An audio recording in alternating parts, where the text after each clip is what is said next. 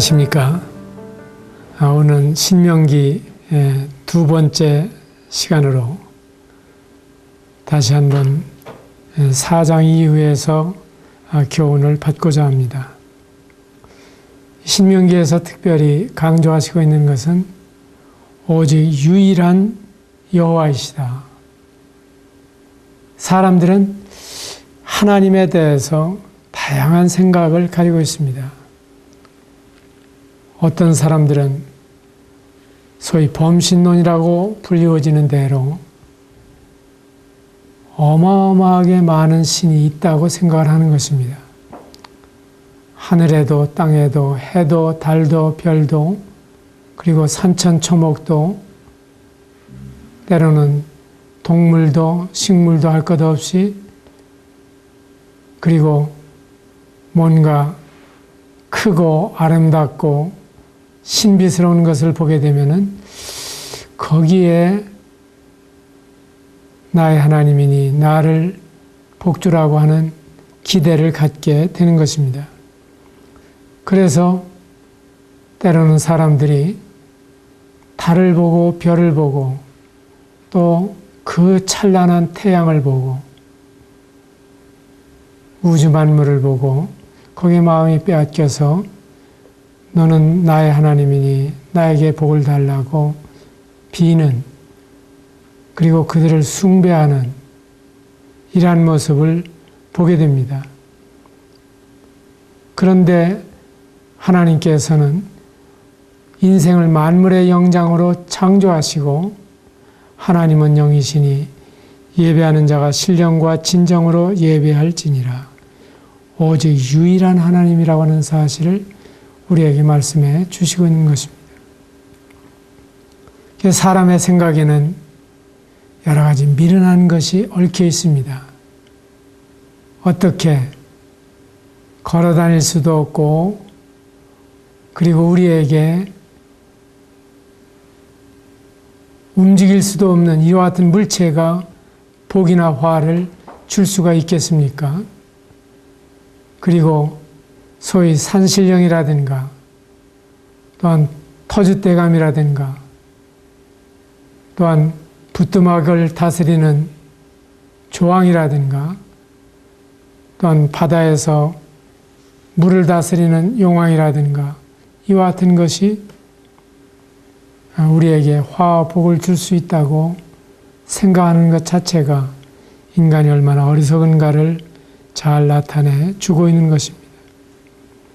만일에 우리가 유일하신 하나님, 전능하신 하나님, 그 위대하신 하나님을 성경의 계시대로 안다고 하면 우리는 마음을 다하고 뜻을 다하고 힘을 다하여 네 하나님 여호와를 사랑하라고 하신 말씀을 순종할 수밖에 없지 않습니까?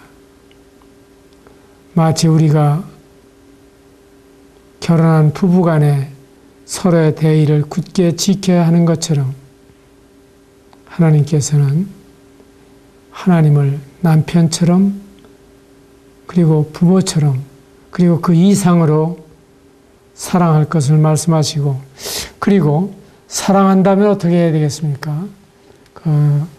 그 말씀, 그분의 뜻, 그가 생각하는 게 무엇인지 그가 좋아하는 것을 좋아하고 그가 사랑하는 것을 사랑하고 또한 그를 기쁘게 해주고 그를 잘 섬기고 싶은 마음이 우러나지 않겠습니까? 그래서 이 말씀을 통해서 하나님의 마음을 잘 배우고 그 하나님을 순종할 것을 기대하는 것입니다. 이것이 하나님의 말씀을 배우는 우리의 목적입니다. 4장에서 모세는 그들에게 우상 숭배를 아주 절대 해서는 안 된다고 강조했습니다. 그리고 하나님께서 그들을 인도하셨던 사실을 곰곰이 생각해 보라고 말씀해 주시고 있는 것입니다. 이스라엘 백성들은 유월절을 통해서 애굽의 장자들은 사람이나 짐승일 까닭 없이 다 죽게 되는 사건에서 건짐을 받았습니다. 홍해를 통과했습니다. 그리고 광야에서 만나와 메추라기를 먹었습니다. 수백만이나 되는 그 이스라엘 백성들이 옷이 헤어지지 아니하고 발이 부르트지 아니하는 기가 막힌 하나님의 보호를 경험했습니다. 그 무서운 뙤약볕 아래에서 이스라엘 백성들은 하나님의 구름 기둥과 밤에는 불 기둥으로 보호를 받았습니다. 그리고 주위에 많은 대적들이 있었지만은 그 대적들로부터 보호를 받았습니다. 이겼습니다. 그러면 그냥 이고지고 탈출했던 그 이스라엘 백성들이 특별히 광야에서 어떤 제대로 된 전쟁 준비를 한 것도 아니고 무기가 있었던 것도 아니고 오히려 그들이 나르기 힘든 많은 짐들이 있었을 터인데 그런 가운데서 어떻게 이렇게 승리할 수가 있었겠습니까? 그리고 어떻게 이렇게 보호를 받을 수가 있었습니까?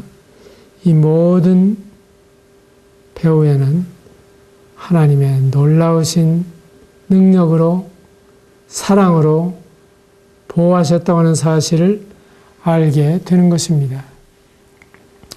저는 제 자신이 이 백발이 될 때까지 건강을 지켜주신 것이 참 놀라운 일이다. 사지백체가 고장날 수 있는 부분이 얼마나 많다고 하는 사실을 오늘날 병명에서 알게 됩니다.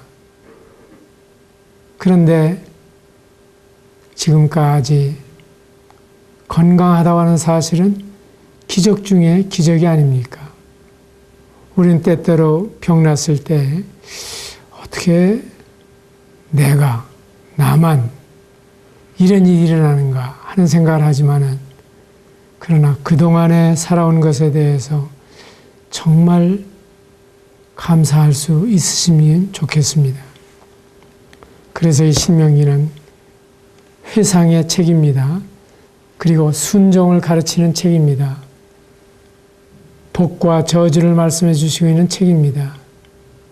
그리고 약속의 책입니다.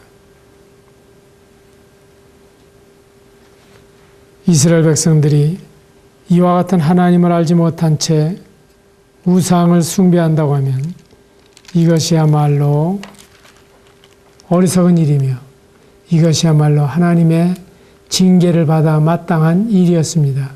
왜냐하면 이미 말씀드린 것처럼 그들의 살아오는 동안에 얼마나 기적적으로 그들을 인도하신 그 하나님을 체험했으면서도 우상을 숭배하는 어리석은 죄를 범하는 것이기 때문입니다. 그 다음에 하나님께서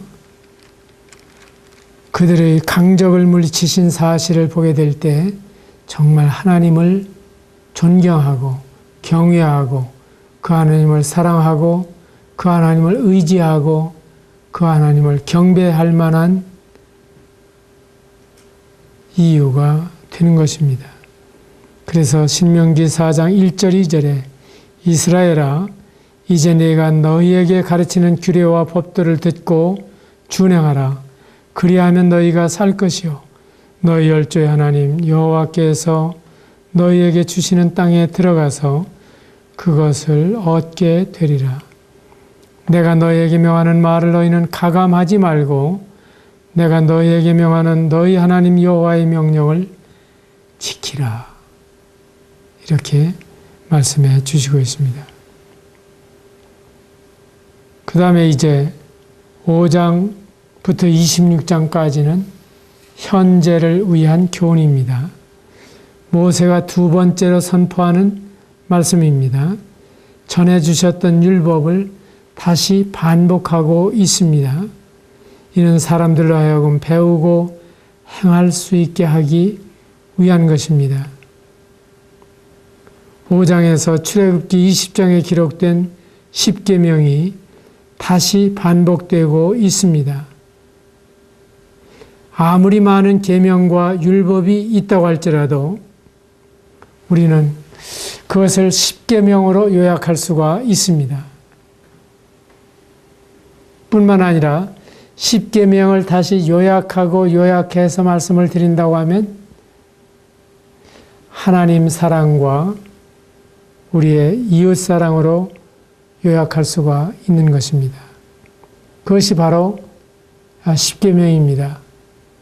우리가 생각할 때에는 대수롭지 않은 것처럼 보이는 그 말씀이 세계의 모든 법률에 기본적으로 주어져 있습니다. 그래서 바로 우리가 살인하지 말라, 도둑질하지 말라, 간음하지 말라, 내 이웃을 쳐서 거짓 증거하지 말라 하는 이와 같은 말씀 가운데 진정한 의미는 이웃을 사랑하게 될 때 해결이 된다고 하는 것입니다. 그래서 로마서 13장은 말씀하시기를 무슨 계명이 있을지라도 내 이웃을 내 몸같이 사랑하라 하신 그 계명에 다 들어있다. 그리고 우리가 하나님의 법을 잘 지켰습니다 하고 이야기할지라도 진정으로 사랑하지 않는다고 하면 그것은 지킨 것이 아니라고 우리에게 말씀해 주시는 것입니다. 그 대표적인 구절이 마가복음 12장 28절로 31절에 있는 말씀입니다. 서기관 중 한 사람이 저희의 변론하는 것을 듣고 예수께서 대답 잘 하신 줄을 알고 나와 묻되 모든 계명 중에 첫째가 무엇입니까? 예수께서 대답하시되 첫째는 이것이니 이스라엘아 들으라. 우리 하나님은 유일한 주님이시라. 내 마음을 다하고 목숨을 다하고 뜻을 다하고 힘을 다하여 주 너희 하나님을 사랑하라 하신 것이요. 둘째는 이것이니 내 이웃을 내 몸과 같이 사랑하라 하신 것이라.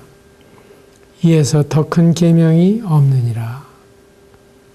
이것이 바로 율법의 핵심 중에 핵심입니다. 그래서 이것이 율법이요 선지자니라. 우리는 그 말씀이 잘 이해가 안 되죠. 바로 구약 성경을 요약할 때 때때로는 율법과 예언서로 요약을 했고 때로는 율법과 예언과 시편으로 요약을 해서 이야기를 했습니다. 그래서 때로는 모세의 말한 바 이렇게 이야기할 때에도 성경의 가르침을 나타내주고 때로는 율법이다, 예언서다라고 이야기할 때에도 바로 신구약 성경을 가리키는 것이요. 율법과 예언서와 시편의 나를 가리켜 기록했다고 하는 말씀도 여전히 성경 전체를 가리키는 것입니다. 그런 성경 전체의 핵심이 무엇입니까? 바로 하나님을 사랑하는 것과 이웃을 사랑하는 것입니다. 하나님께서 이것을 구체적으로 하늘에 있는 것이나 땅에 있는 것이나 땅 아래 물속에 있는 것에 무슨 형상이든지 만들지 말고 절하지 말고 섬기지 말라. 한마디로 말하면 무엇입니까? 하나님은 영이시기 때문에 그러한 것을 만들어서 너는 나의 하나님이니 복달라고 빌지 말고 오히려 나무를 찍어다가 불을 떼서 방도 따뜻하게 하고 또한 그 음식도 만들어 먹고 그리고 뜨뜻한 방에서 배가 부른 채 앉아서 나무를 깎아놓고 하는 말이 당신은 나의 하나님입니다. 나에게 복을 주십시오. 이건 불에 타버리기도 하고 또한 깎다가 눈을 제대로 만들 수도 있고 소경처럼 눈이 되어지기도 하고 그리고 나무 생긴 대로 적당히 만들어 놓은 그 물건을 보고 물론 예술적일 수 있습니다. 그래서 우리는 그러한 점에 감동을 받을 수가 있지만은 그러나 거기에 어떤 생명이 있습니까? 거기에 진정한 그 유기체적인 그러한 움직임이 있습니까? 그것이 얼마나 어리석은 일인가를 거듭거듭 강조해 주시는 것입니다. 그럼에도 불구하고 인간은 계속해서 우상 숭배에서 떠나려 하지 않습니다. 그리고 어떤 사람들은 적당한 핑계를 가지고 있습니다. 예를 들어서 내가 그 우상에게 절을 하고 있는 것이 아니라 그 우상이 의미하고 있는 그분의 교훈을 내 마음속에 새기고자 하는 것이다. 얼마나 구차한 변명입니까? 그것은 전혀 아무리 위대한 존재라 할지라도 우리 마음속에 있는 것이지 그것이 결코 어떤 형상에 있는 것이 아닙니까? 100번 절한다고 해서 그 나무로 만들어 놓은 금은 동철 목석으로 만들어 놓은 그 물건이 실눈썹만큼 눈을 떠보겠습니까? 그리고 우리에게 화호복을 내릴 수가 없는 것입니다. 그리고 나서 이제 6장으로 가서 보게 되면은 하나님의 말씀을 잘 가르치라고 교훈해 주시는 것입니다. 영적으로 우리가 복음을 전해서 믿은 사람들이 있다고 하면 그 사람에게도 잘 가르쳐야 됩니다. 그런가 하면 우리의 태어난 자녀들에게도 후배들에게도 하나님의 말씀을 굳세게 가르치는 것이 하나님의 진리를 계승하고 발전시키는 비결이 되는 것입니다. 이것처럼 확실하게 진리를 계승해 나가는 방법이 없습니다.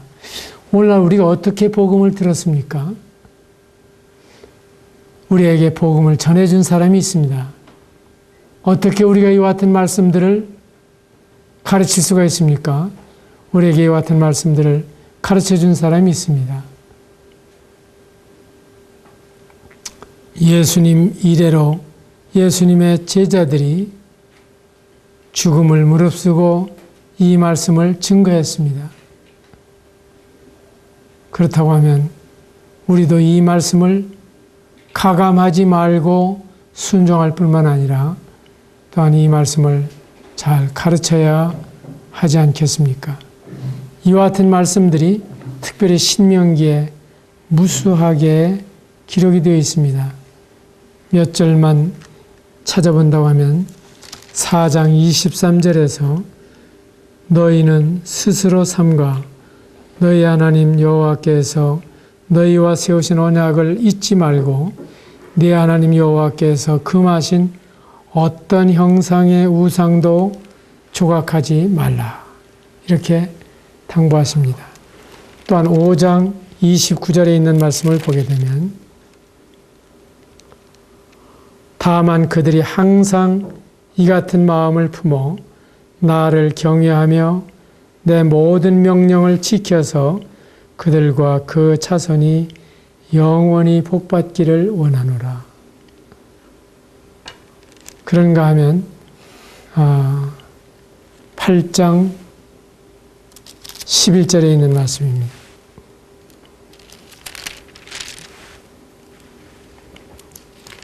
8장 11절에 내가 오늘 네게 명하는 여호와의 명령과 법도와 규례를 지키지 아니하고 네 하나님 여호와를 잊어버리지 않도록 삼갈지어다. 11장 10절에 있는 말씀을 보게 되면 네가 들어가 차지하려는 땅은 네가 나온 애굽 땅과 같지 아니하니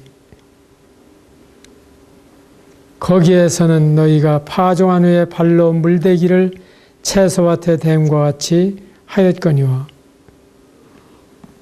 너희가 건너가서 차지할 땅은 산과 골짜기가 있어서 하늘에 내리는 비를 흡수하는 땅이요. 그러면 애굽 땅이 더 농사짓기에 좋습니까? 가나안 땅이 더 좋습니까? 사실은 애굽 땅이 더 편리합니다. 그 나일강에서부터 흘러내리는 물이 또랑만 잘 만들어 놓으면은 본물이 그냥 그대로 토지에 들어와서 아주 비옥하게 농사를 지을 수가 있었던 겁니다. 그리고 나일강이 범람하는 그 시기에 위에서부터 흘러내려온 그 새로운 흙이 아주 좋은 거름이 되어서 물이 쭉 빠진 다음에 거기에 무엇을 심든지 아주 풍성한 곡식을 거둘 수가 있었습니다. 그렇다면 이스라엘은 어떠한 땅입니까? 위에서부터 비가 내려야 농사를 지을 수 있는 땅입니다. 위에서 비가 내리지 않으면 황폐할 수밖에 없는 땅입니다. 우리가 이스라엘 역사 가운데 흉년이라고 하는 말씀을 자주 보게 되죠. 그런데 하나님께서는 너희가 건너가서 차지할 땅은 산과 골짜기가 있어서 하늘에서 내리는 비를 흡수하는 땅이다. 하나님을 순종하면 내가 오늘 너희에게 명하는 내 명령을 너희가 만일 청종하고 너희 하나님 여호와를 사랑하여 마음을 다하고 뜻을 다하여 섬기면 여호와께서 너희의 땅에 이른 비 늦은 비를 적당한 때에 내리시리니 이러한 복을 받을 것이라고 말씀해 주십니다.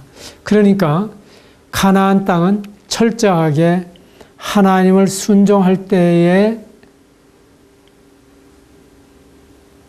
비가 제대로 내리고 바람이 제대로 불어주고 농사가 제대로 되고 잘 살 수 있는 땅이지, 하나님을 순종하지 아니할 때에는 비가 제대로 내리지 아니하고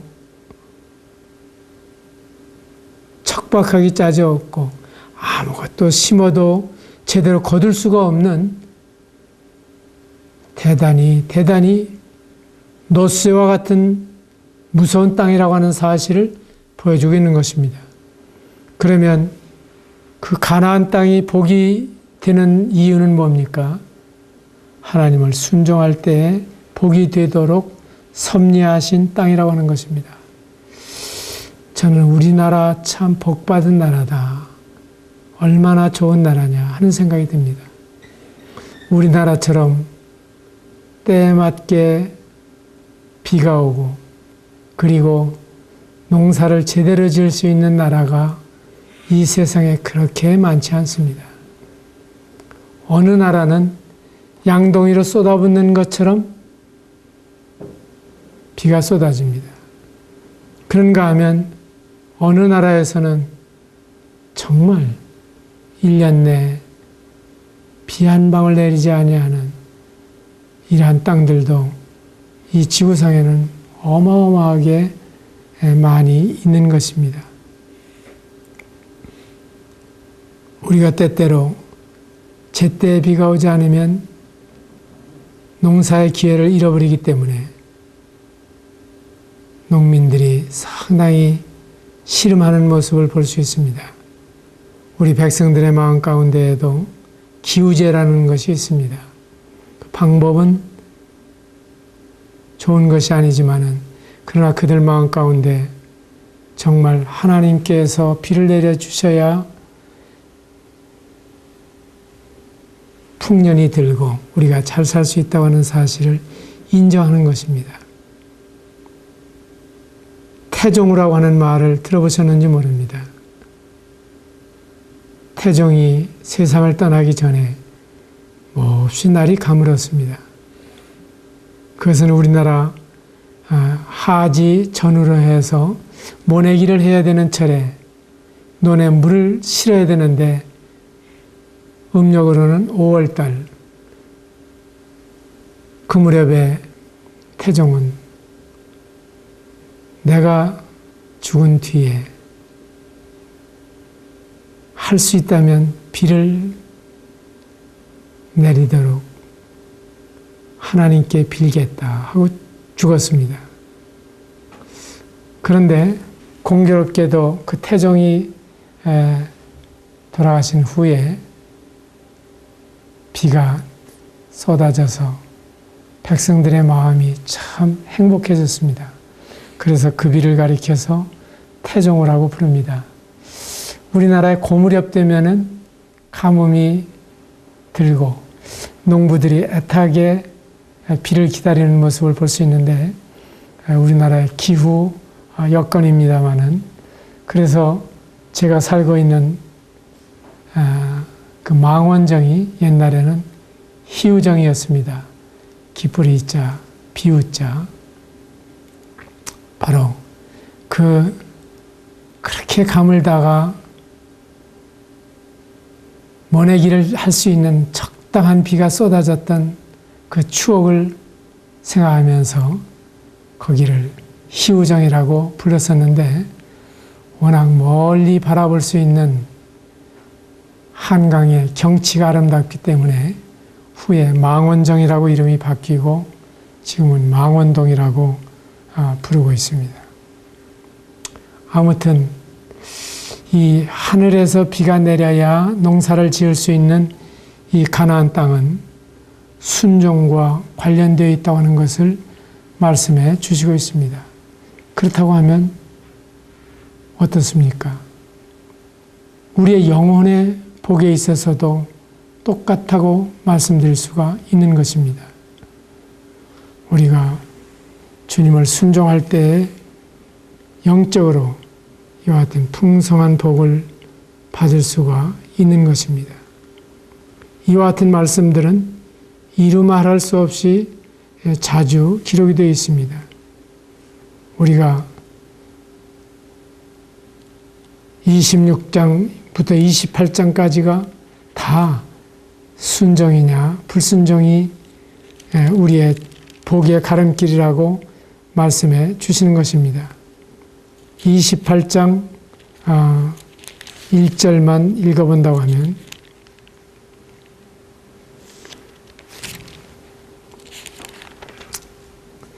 내가 내 하나님 여호와의 말씀을 삼가 듣고 내가 오늘 내게 명령하는 그의 모든 명령을 지켜 행하면 네 하나님 여호와께서 너를 세계 모든 민족 위에 뛰어나게 하실 것이라.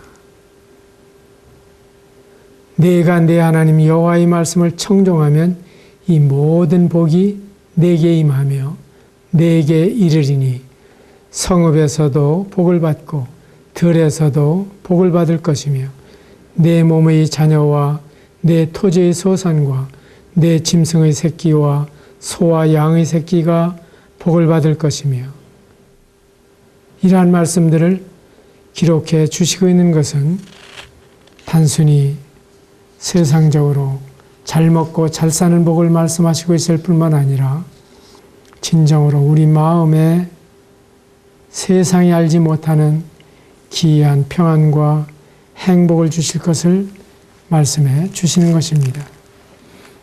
우리는 이와 같은 하나님의 말씀을 따라서 정말 우리가 순종할 뿐만 아니라 우리의 자녀들을 그리고 우리의 영적 후배들을 부지런히 가르치는 것이 얼마나 중요한가를 아무리 강조해도 지나치지 않을 것입니다.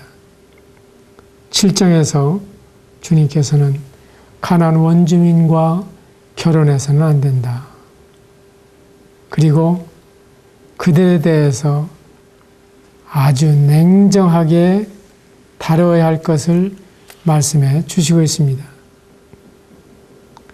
하나님의 말씀을 순종할 때에는 그들에게 많은 자손을 허락해 주실 것이지만 또한 육축을 번성케 하실 것이지만 그리고 애굽에 내렸던 모든 재앙을 내리지 않도록 막아주시겠지만은 그들이 꼭 지켜야 될 한 가지는 그들과 무슨 언약도 말 것이요 그들을 불쌍히 여기지도 말 것이며 그들과 혼인도 하지 말고 그 딸을 너의 아들에게 주지 말 것이요 그 딸로 내 며느리를 삼지도 말아야 할 것은 그가 내 아들을 유혹하여 그로 여호와를 떠나고 다른 신들을 섬기게 함으로 여호와께서 너희에게 진노하사 갑자기 너희를 벌하실 것이다. 우리 이러한 사실들을 볼 때에 믿지 않는 자와 몽해를 함께하는 것이 얼마나 하나님의 일을 그르치는 것인가 하는 것을 볼 수가 있습니다. 이 방송을 청취하시는 분들께서는 정말 주님을 믿으시는 분이라면 믿는 사람과 결혼하시기를 바랍니다. 믿은 사람과 결혼할 뿐만 아니라 신실하게 믿는 사람과 결혼하시기를 바랍니다. 믿는 사람이라 할지라도 아브라함과 같은 믿음이 있고 롯과 같은 믿음이 있습니다. 그런데 참 끼리끼리 만난다고 하는 말이 있듯이 이상하게 비슷한 사람들끼리 만납니다. 롯이 그 롯의 아내를 보게 되면은 롯은 믿음이 있지만 경건하게 살지 못했던 사람이었습니다. 그런데 롯의 아내는 믿지 않은 사람이었던 것으로 보이는 것입니다.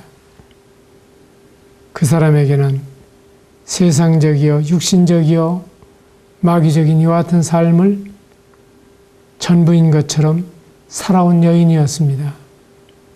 그래서 성경은 롯의 아내를 기억하라.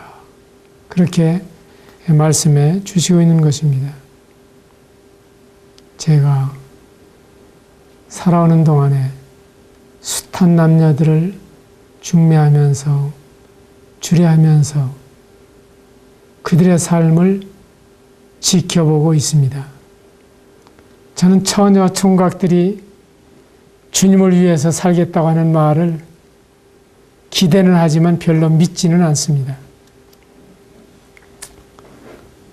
마치 정치가들이 훌륭한 정견 발표를 하지만은 당선이 된 후에는 꽁 구워 먹은 자리처럼 언제 그랬더냐 싶게 까맣게 잊어버리고 그 약속을 저버린 채 임기를 마치는 경우를 많이 보는 것처럼 처녀 총각들도 한때는 주님을 위해서 살겠다. 그리고 비전이 뭐다 하고 이야기를 하지만 그러나 그들이 얼마나 사람은 쉽게 잊어버립니까? 그리고 환경이 바뀌고 그러는 동안에 그렇게 살고 싶어도 살지 못하는 경우를 많이 경험하게 되죠. 그런데 제 경험으로는 주례를 하면서 결혼식장에 두 사람이 딱 서 있을 때, 아, 이 사람들은 이렇게 살아가겠구나 하는 모습이 대체로 보입니다. 이 사람들의 지금까지의 신앙의 역정이 어떠했고, 그리고 두 사람의 성격이 어떠한 모습을 보면서, 아, 이 사람들이 이런 모습으로 살아가게 되겠구나. 장래가 보이는 것입니다. 그런데 어떤 사람은 훌륭한 남편의 모자라는 아내인 경우도 있습니다. 그런데 그때 아내가 부지런히 그 남편을 본받아서 향상되어가는 가정이 있는가 하면 어떤 가정은 잘난 아내, 못난 남편이 결합을 해서 그 못난 남편을 계속해서 배워가는, 닮아가는 이러한 모습을 보게 됩니다. 불행한 일입니다. 하나님께서 범사에 헤아려 선한 것이면 부부간에 서로를 배워가시기를 바랍니다. 그런가 하면 부족한 점이 있을 때에는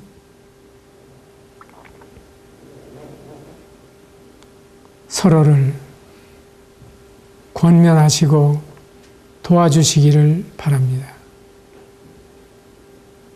그렇게 하는 동안에 이 부부가 함께 평생을 살게 되면은 주 안에서 잘 닮게 되는 것입니다. 부부가 서로 주님을 배워나가게 되면 주님의 형상을 가장 가까이 닮은 부부의 모습이 되는 것이며 주위에서 보게 될 때 남매간 같아요 하고 이야기를 하게 되는 것입니다. 그러나 믿지 않는 자와 결혼을 하게 되었을 때는 이게 질적으로 다르기 때문에 닮아갈 수가 없는 것입니다. 마치 줄다리기 하는 것과도 같은 것입니다. 그래서 주님께서는 너희는 믿지 않는 자와 멍에를 같이 하지 말라. 신신당부를 하시고 그렇게 해야만 하나님께 영광이 되고 너희들에게 행복이 되고 그리고 삶 전체에서 정말 아름다운 삶을 이루어 나갈 수가 있다고 우리에게 강조해 주시는 것입니다. 제 생애 가운데에도 결혼할 뻔했던 많은 스침이 있었습니다. 저는 18살부터 결혼 중매가 들어왔었습니다. 그런데 제가 막상 결혼한 것은 10년이 지나서 29살 때에 결혼을 했습니다. 참 제 생애에 놀라웠던 일은 믿는 자와 결혼을 했다고 하는 사실입니다. 그리고 자녀들을 주의 교양과 훈계로 부부가 일심이 되어서 양육할 수 있었다고 하는 사실입니다. 만일에 주 안에서 결혼하지 않았다고 하면 이러한 가정을 이룰 수가 없지 않았겠습니까? 하나님께서 저에게 주신 이 은혜에 대해서 무한 감사를 드립니다. 여러분은 선택이 곧 운명입니다. 어떠한 선택을 하느냐 하는 것이 여러분들의 장래인데 믿는 자와 결혼하시고 뿐만 아니라 믿되 신실하게 믿는 사람을 선택하시려면 여러분들도 신실하게 믿으시면서 신실한 배우자와 함께 주님을 섬기시는 이러한 생애가 되시기를 바랍니다. 감사합니다.